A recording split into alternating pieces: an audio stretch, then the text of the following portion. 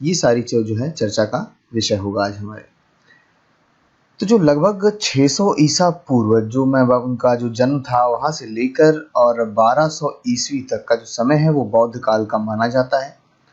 इसमें पूर्व वैदिक धर्म का जो है पूर्णतः पतन हो चुका था और वैदिक धर्म में जो कर्मकांड और बाह्य आडंबर थे वही बचे थे, है ना। धर्म के प्रचार के जनसाधारण की भाषा का प्रयोग किया गया। जो बौद्ध धर्म था उसमें जो धर्म का प्रचार किया गया उसमें जनसाधारण की जो भाषा थी उसी का प्रयोग किया गया। महात्मा बुद्ध द्वारा प्रवर्तित धार्मिक क्रांति का प्रभाव भारतीय शिक्षा पर भी पड़ा और परिणाम स्वरूप एक नई शिक्षा प्रणाली का जन्म हुआ जिसे हम बौद्धकालीन शिक्षा प्रणाली कहते हैं। ठीक है। बौद्ध शिक्षा प्रणाली जो हमेशा की तरह हम देखते हैं कि चाहे कोई प्रणाली हो मेन टाइप से जो है दो ही टाइप में बटी होती है, प्रारंभिक शिक्षा और उच्च शिक्षा। तो इसमें भी जो है दो ही भागों में बटी हुई थी, प्रारंभिक शिक्षा और उच्च शिक्षा। प्रारंभिक शिक्षा का क्या था? प्रारंभिक शिक्षा की व्यवस्था बौद्ध मठों में थी। ठीक है। और यह केवल बौद्ध धर्म के अनुयायियों के लिए ही नहीं बल्कि जन साधारण के लिए भी थी। ठीक है। जरूरी नहीं था कि अनुयायी लोग ही बौद्ध शिक्षा धारण कर सकते थे। आपका धर्म कोई भी हो आप प्रारंभिक शिक्षा ले सकते हैं। प्रारंभिक शिक्षा पूर्णतः धार्मिक थी। कालांतर में लौकिक शिक्षा की व्यवस्था की गई थी। कहने का आशय यह है कि पहले जो है वो धार्मिक थी, धर्म का ही सिर्फ जो है जो भी पाठ करवाया जाता था, लेकिन बाद में थोड़ी बहुत ऐसी भी शिक्षा दी जाती थी जो धर्म से हटकर भी थी। बौद्ध मठों में प्रवेश के लिए तब पवज्जा संस्कार होता था। ठीक है। अगर आप बौद्ध मठ में आप प्रवेश चाहते हैं तो आपका एक पवज्जा संस्कार होगा। कहीं कहीं पे ये प्रवज्जा लिखा होता है इस तरीके से। तो प्रवज्जा हो या पवज्जा हो, आप दोनों का आशय एक ही है।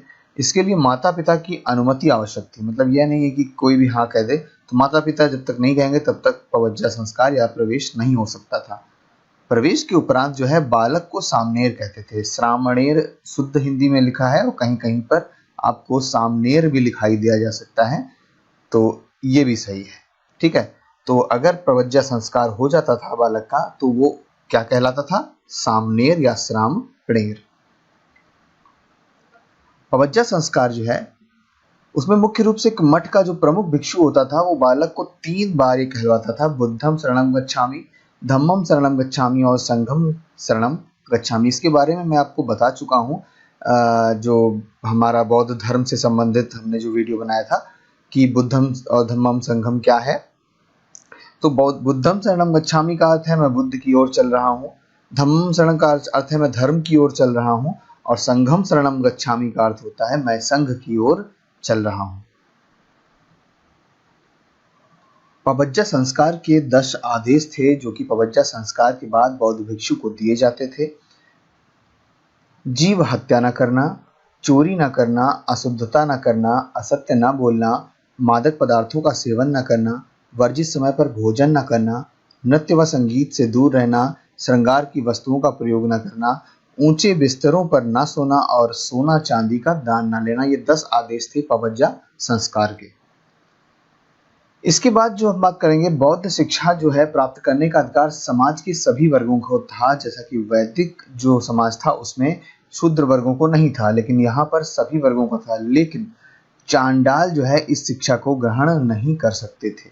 ठीक है। तो ये प्रश्न आ सकता है और आ भी चुका है कि चांडाल जो है या बौद्ध शिक्षा को कौन जो है नहीं ग्रहण कर सकता था। तो चांडाल जो थे वो नहीं ग्रहण कर सकते थे। प्रारंभिक शिक्षा प्रारंभ होने की आयु जो थी वो 6 वर्ष थी। जो पवज्जा संस्कार होता था वो 6 वर्ष में होता था और शिक्षा की अवधि 6 वर्ष थी। तो मतलब 6 6 12 हो जाएगा। प्रारंभिक शिक्षा का पाठ्यक्रम बालकों को प्रथम 6 माह में सिद्धिरस्तु नामक की बाला पोथी पढ़ाई जाती थी। ठीक है। सिद्धिरस्तु नाम से जो बाला पोथी थी वो पढ़ाई जाती थी। कब? प्रारंभिक 6 माह में। बालकों को 6 माह के पश्चात 5 विद्याओं की शिक्षा दी जाती थी। शब्द विद्या, तर्क विद्या, चिकित्सा विद्या, आध्यात्म विद्या और शिल्पकला विद्या। प्रारंभिक शिक्षण विधि क्या थी? तो शिक्षण विधि प्रायः मौखिक ही थी। जो शिक्षक था वो बालक को लकड़ी की तख्ती पर वर्णमाला के अक्षरों को लिखकर उनका उच्चारण करवाता था और बालक उनका अनुकरण करता था। और धीरे धीरे जब वो अनुकरण करना सीख जाता था फिर उसके बाद बालक लिखना सीखता था। जो कि अगला स्टेप होता है पढ़ने के बाद वाला। अब हम बात करते हैं हायर एजुकेशन यानी कि उच्च शिक्षा की। उच्च शिक्षा में जो बौद्ध मठ थे, ये सिर्फ बौद्ध मठ ही नहीं थे, अब यहाँ पे विहार भी जुड़ गए थे। ये वी है, वाह है, विहार नहीं है। विहारों में थी, परंतु सभी मठ या विहार में समान विषयों की शिक्षा नहीं दी जाती थी। जितने विहार बने थे सब किसी न किसी विशेष विषय के लिए प्रसिद्ध थे। बौद्ध मठों या विहार में उच्च शिक्षा प्राप्त करने के लिए प्रवेश का नियम बहुत कठिन था और प्रवेश हेतु जो है कोई जाति का प्रतिबंध नहीं था। लेकिन संघ के एक विद्वान व्यक्ति को अपना गुरु चुनना होता था। जो जब प्रवेश होता था तो एक जो बालक है उसे अपने एक गुरु को चुनना होता था कि तुम किस गुरु से पढ़ोगे या कौन सी शिक्षा लोगे। और शिक्षार्थी को बौद्ध संघ के वो होते हैं विद्वान, उनके सामने उपस्थित होकर उनके प्रश्नों का उत्तर देना होता था और उसके बाद निर्णय लिया जाता था कि आपका प्रवेश होगा या नहीं होगा। तो अनुमति अगर मिल जाती थी तो शिक्षार्थी का उपसंपदा संस्कार होता था। तो कहने का आशय है एक दूसरा संस्कार भी है। एक तो संस्कार की बात हम कर ही चुके हैं।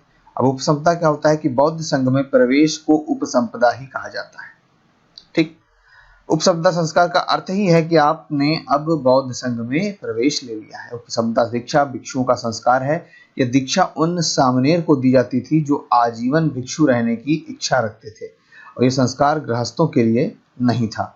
वैसे ये जो था ये पुरुषों के लिए भी था और महिलाओं के लिए भी था, स्त्रियों के लिए भी था। ठीक है, लेकिन बाद में कुछ ऐसी समस्याएं आने लगी जब पुरुष और महिला एक साथ रहने लगे, तो वहां पर जो है कुछ मठ का जो भी समाज था या हम कहें उसको माहौल कह सकते हैं, वो उचित नहीं रह गया। तो जो है महिलाओं को फिर इससे जो है दूर कर दिया गया कि महिला जो है इसमें नहीं प्रवेश लेंगी, सिर्फ पुरुषों को ही प्रवेश दिया जाएगा। उपसंपदा संस्कार के बाद भिक्षुओं को 8 नियमों का पालन करना होता था। 8 नियम कौन कौन से थे ये जो है बहुत इंपॉर्टेंट है, क्योंकि सबसे पहली बात तो यही याद रखिएगा कि उपसंपदा में भिक्षुओं को कितने नियमों का पालन करना होता था। 8 नियमों का। साधारण वस्त्र पहनना, वृक्षों के नीचे वास करना, भिक्षा मांगकर भोजन ग्रहण करना, चोरी न करना, जीव हत्या न करना, अलौकिक शक्तियों का दावा न करना कि हमारे पास जो है बहुत अलौकिक शक्तियां हैं, हम भस्म कर देंगे या कुछ भी है वगैरह वगैरह, ऐसा नहीं करना है। स्त्रियों से यौन संबंध स्थापित नहीं करना है और औषधि के रूप में गोमूत्र का सेवन करना है। ये क्वेश्चन आ चुका है नेट में कि जो बौद्ध भिक्षु थे, ये जब उपसंपदा संस्कार हो जाता था तो औषधि के रूप में जो बौद्ध भिक्षु होते थे वो क्या सेवन करते थे या किस चीज का प्रयोग करते थे? तो गोमूत्र का सेवन करते थे। पाठ्यक्रम की बात करें उच्च शिक्षा के तो 2 ही प्रकार की शिक्षाएं थी इसमें, धार्मिक शिक्षा और लौकिक शिक्षा। धार्मिक शिक्षा क्या हो सकती है? इस पाठ्यक्रम के अंतर्गत बौद्ध धर्म के प्रचार और निर्माण प्राप्ति के लिए शिक्षा दी जाती थी। ठीक है, निर्माण का अर्थ तो आप जानते ही हैं, क्या होता है? मोक्ष प्राप्त करना। और जब हमारे महात्मा बुद्ध की मृत्यु हुई थी तब उस समय को क्या कहते हैं? उस समय को बौद्ध धर्म में महापरिनिर्वाण कहते हैं। तो क्या कहा गया कि सबसे जो बड़ी मोक्ष मिली वो महात्मा बुद्ध को ही मिली। इसके अंतर्गत 3 धर्मों का ग्रंथों का ज्ञान करवाया जाता था, जिन्हें त्रिपिटक कहते हैं, विनय पिटक, सुत्त पिटक और अभिधम्म पिटक। इन तीनों ग्रंथों के बारे में विस्तृत चर्चा की है मैंने बौद्ध धर्म वाले वीडियो में। आप लोग उसको देख सकते हैं, मैं डिस्क्रिप्शन बॉक्स में लिंक दे दूंगा और आप जरूर देखिएगा, उसमें आपको बहुत कुछ जानने को मिलेगा। तो कुल मिला के जो विनय पिटक, सुत्त पिटक और अभिधम्म पिटक थे, इनका ज्ञान करवाया जाता था और निर्वाण प्राप्ति के लिए जो है किस प्रकार से हमें मोक्ष प्राप्त होगी इसका भी ज्ञान करवाया जाता था। तो आपको पता है कि अष्टांगिक मार्ग क्या है? सांसारिक दुखों से मुक्ति के हेतु बुद्ध ने अष्टांगिक मार्ग पर चलने की बात कही थी। ये मैंने बताया पिछले वीडियो में भी था, लेकिन यहाँ पे बताना पड़ रहा है थोड़ा सा एक्स्ट्रा कि जो मोक्ष प्राप्ति का जो मार्ग था उसे अष्टांगिक मार्ग कहते हैं। और जो आपके सामने 8 लिखे हुए हैं और इसकी चर्चा मैंने इसमें की है, लेकिन थोड़ी सी चर्चा यहाँ भी करेंगे। यहाँ पर क्या है कि हमने जो ये अष्टांगिक मार्ग थे उनको कुछ भागों में बांटा था। तो पहले 1, 2, 3 तक सम्यक दृष्टि, सम्यक संकल्प, सम्यक वाक, इसको हम कहते थे प्रज्ञा। क्या कहते थे? इसको प्रज्ञा कहा गया। इन तीनों को कहा गया सम्यक कर्म, सम्यक आजीव, सम्यक व्यायाम को कहा गया शील। और ये जो आखिरी के दो हैं जो कि सम्यक स्मृति और सम्यक समाधि को समाधि बताया गया है बौद्ध धर्म में। तो जब हम इसकी जब भी शिक्षा दीक्षा करते हैं तो इस तीन भागों में बांट लेते हैं अष्टांगिक मार्ग को, और फिर इसकी शिक्षा दीक्षा दी जाती थी। इसके बाद आती है लौकिक शिक्षा। लौकिक शिक्षा इसे जनसाधारण के लिए निर्धारित किया गया था, मतलब जरूरी नहीं है कि आप इसमें पूरी तरीके से आपको बहुत ज़्यादा कठोर नियम पालन करने पड़े धर्म के। तो इसमें बहुत ज़्यादा कठोर नियम नहीं थे, धार्मिक कठोर नियम, क्योंकि ये सबके लिए था जो लौकिक शिक्षा थी। और लौकिक शिक्षा द्वारा आर्थिक एवं सामाजिक जीवन के लिए तैयार किया जाता था। इसके अंतर्गत दर्शन, साहित्य, तर्कशास्त्र, न्याय शास्त्र, शिक्षा शास्त्र और राज्य व्यवस्था आदि का ज्ञान करवाया जाता था। एक मिनट मैं पीछे थोड़ा सा चलूंगा, क्योंकि जो मैंने आपको बताया था उसमें बहुत इंपॉर्टेंट बात बतानी है। जो धार्मिक शिक्षा लोग लेते थे, जो भी भिक्षु, कि हम धार्मिक शिक्षा लेंगे, उपसंपदा जो है उन्हीं के लिए इम्पोर्टेंट था। जो उपसंपदा संस्कार की बात मैं कर रहा था, ये उपसंपदा संस्कार उन्हीं के लिए इम्पोर्टेंट था जो धार्मिक शिक्षा लेते थे। लौकिक शिक्षा वालों के लिए उपसंपदा संस्कार बहुत इम्पोर्टेंट नहीं था। अब बात करेंगे हम शिक्षा के केंद्रों की। तो यहाँ पे आपको कुछ बौद्ध शिक्षा के महत्वपूर्ण केंद्र दिखाई दे रहे होंगे। तो सबसे पहले जो इसका नाम आता है वो है तक्षशिला।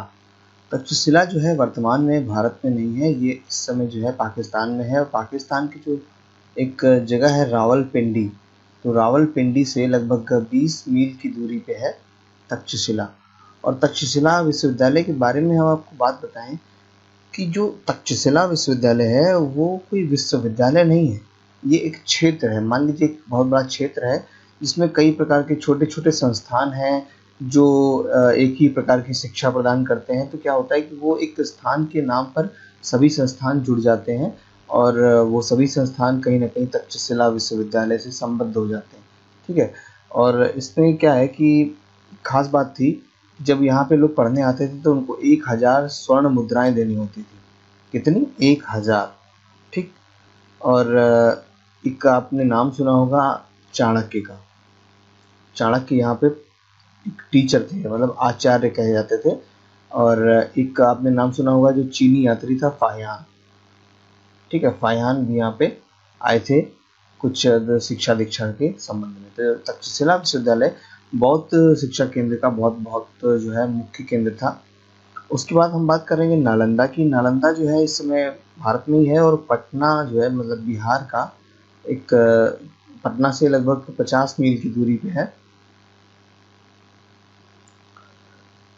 और इसका जो स्थापना कराई थी वो थी कुमारगुप्त ने, मतलब गुप्त वंश के शासक थे कुमारगुप्त, है ना। और एक समय आया जो नालंदा बहुत चरम सीमा पे बहुत उच्च स्तर की जो है शिक्षा दीक्षा कराता था। लेकिन एक समय के बाद नालंदा विश्वविद्यालय में कुछ ऐसी त्रासदी आई। बख्तियार खिलजी जो कि एक मतलब आक्रमणकारी था, मुस्लिम आक्रमणकारी, तो उसने नालंदा विश्वविद्यालय को जो है उसकी बिल्डिंग तोड़ दी, उसके पुस्तकालय जला दिए, ये सब कार्य हुआ। तो उसके बाद जो है नालंदा विश्वविद्यालय बंद हो गया। और वर्तमान समय में ये फिर से शुरू हो गया है और इसको केंद्रीय विश्वविद्यालय का दर्जा मिला हुआ है इस समय नालंदा को। और ख़ास बात यह है कि इसे विश्व धरोहर के रूप में भी माना जाता है, इसमें यूनेस्को में विश्व धरोहर में। ठीक है, तो इसलिए इम्पोर्टेंट हो जाता है कि नालंदा विश्वविद्यालय विश्व धरोहर के रूप में माना जाता है। इसके बाद हम बात करेंगे विक्रमशिला विश्वविद्यालय की। विक्रमशिला जो विश्वविद्यालय है ये धर्मपाल यानी कि पाल वंश की जो राजा थे धर्मपाल, इन्होंने बनवाया था। और ये इस समय है बिहार के भागलपुर में। ठीक है, बिहार के भागलपुर में। उसके बाद जो है वल्लभी गुजरात में स्थित है। ये भी बौद्ध शिक्षा का बहुत महत्वपूर्ण केंद्र था। और जो मिथिला है ये बिहार में ही स्थित है। बिहार के एक जिसको उस समय मगध कहते थे वो उसमें स्थित है। और ओदंतपुरी जो है वो भी बिहार में ही स्थित है। और ये नालंदा के पास ही है, तो नालंदा से लगभग इसकी जो दूरी है वो 10 किलोमीटर की है। और इसका जो निर्माण कराया था वो धर्मपाल ने ही कराया था। इसलिए ये भी उदंतपुरी और कौन सा आपका विक्रमशिला, ये समझ लीजिए एक ही समय के कॉलेज है। और जो जगदल्ला है ये रामपाल ने इसका कराया था, ये भी पाल वंश से संबंधित है, रामपाल ने, और ये बंगाल में स्थित था।